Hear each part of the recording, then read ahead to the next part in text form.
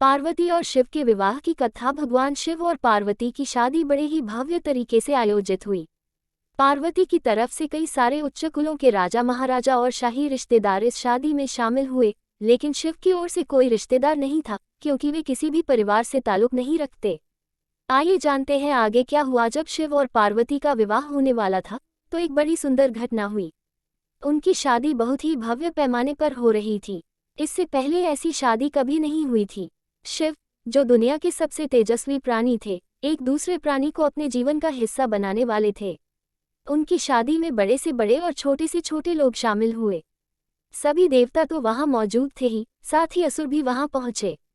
आमतौर पर जहां देवता जाते थे, वहां असुर जाने से मना कर देते थे, और जहां असुर जाते थे, वहां देवता नहीं जाते थे। शिव पशुपति हैं, मतलब सभी जीवों के देवता भी हैं, तो सारे जानवर, कीड़े मकोड़े और सारे जीव उनकी शादी में उपस्थित हुए। यहाँ तक कि भूत पिशाच और विक्षिप्त लोग भी उनके विवाह में मेहमान बनकर पहुंचे। उनकी आपस में बिल्कुल नहीं बनती थी, मगर ये तो शिव का विवाह था, इसलिए उन्होंने अपने सारे झगड़े भुलाकर एक बार एक साथ आने का मन बनाया। शिव पशुपति हैं, मतलब सभी जीवों के देवता भी हैं, तो सारे जानवर, कीड़े मकोड़े और सारे जीव उनकी शादी में उपस्थित हुए। यहाँ तक कि भूत पिशाच और विक्षिप्त लोग भी उनके विवाह में मेहमान बनकर पहुंचे। यह एक शाही शादी थी, एक राजकुमारी की शादी हो रही थी, इसलिए विवाह समारोह से पहले एक अहम समारोह होना था। भगवान शिव और देवी पार्वती की वंशावली, वर वधू दोनों की वंशावली घोषित की जानी थी। एक राजा के लिए उसकी वंशावली सबसे अहम चीज होती है, जो उसके जीवन का गौरव होता है। तो पार्वती की वंशावली का बखान खूब धूमधाम से किया गया। ये कुछ देर तक चलता रहा। आखिरकार जब उन्होंने अपने वंश के गौरव का बखान खत्म किया, तो वे उस ओर मुड़े जिधर वर शिव बैठे हुए थे। सभी अतिथि इंतजार करने लगे कि वर की ओर से कोई उठकर शिव के वंश के गौरव के बारे में बोलेगा, मगर किसी ने एक शब्द भी नहीं कहा।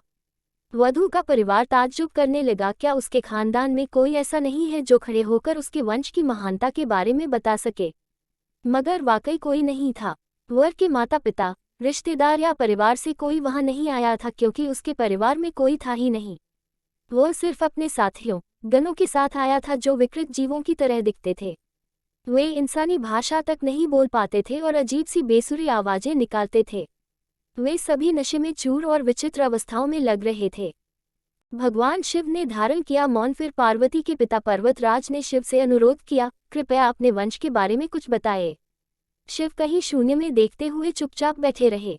वह न तो दुल्हन की ओर देख रहे थे, न ही शादी को लेकर उनमें कोई उत्साह नजर आ रहा था।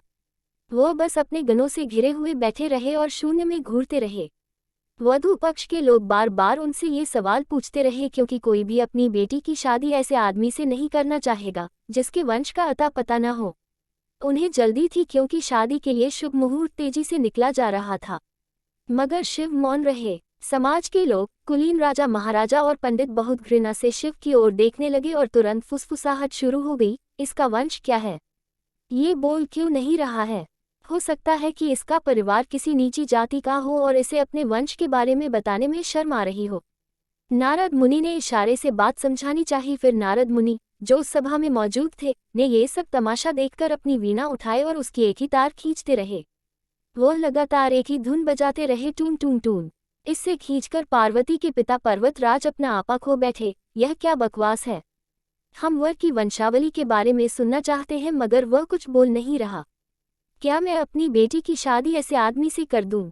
और आप ये खिंचाने वाला शोर क्यों कर रहे हैं? क्या ये कोई जवाब है? नारद ने जवाब दिया, वर के माता पिता नहीं हैं। राजा ने पूछा, क्या आप ये कहना चाहते हैं कि वह अपने माता पिता के बारे में नहीं जानता? नारद ने सभी को बताया कि भगवान स्वयंभू हैं। नहीं, इनके माता पिता ही नहीं हैं। इनकी कोई विरासत नहीं है। इनका कोई गोत्र नहीं है। इसके पास कुछ नहीं है। इनके पास अपने खुद के अलावा कुछ नहीं है।